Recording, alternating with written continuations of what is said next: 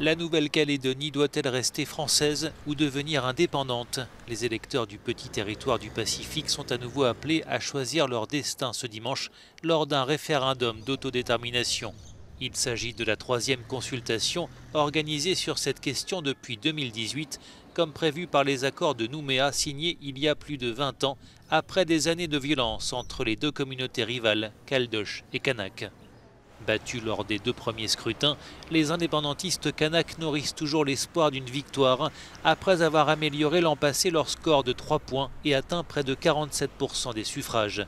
Mais ils ont décidé de boycotter le référendum de dimanche, mettant en avant l'impossibilité de mener une campagne équitable à cause de la pandémie. Il ne s'agit pas d'une élection provinciale ou d'une élection communale. Il s'agit d'une élection qui va définir notre avenir pendant les prochains 40 ans ou les 50 prochaines années. C'est quelque chose d'assez important. C'est la raison pour laquelle on a demandé un report pour permettre aux uns et aux autres d'avoir une bonne campagne.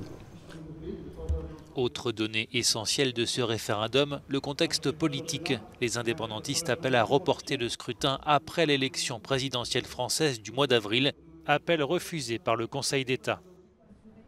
De son côté, le camp pro-français, hostile à l'indépendance, appelle au vote massif, en rappelant à ses partisans qu'une élection n'est jamais jouée d'avance. Peu disert sur cette question, le président français Emmanuel Macron a rappelé son devoir d'impartialité tout en ajoutant que la France serait moins belle sans la Nouvelle-Calédonie. Le territoire bénéficie aujourd'hui d'une large autonomie, mais des compétences clés comme la défense, la sécurité, la justice et la monnaie demeurent entre les mains de Paris.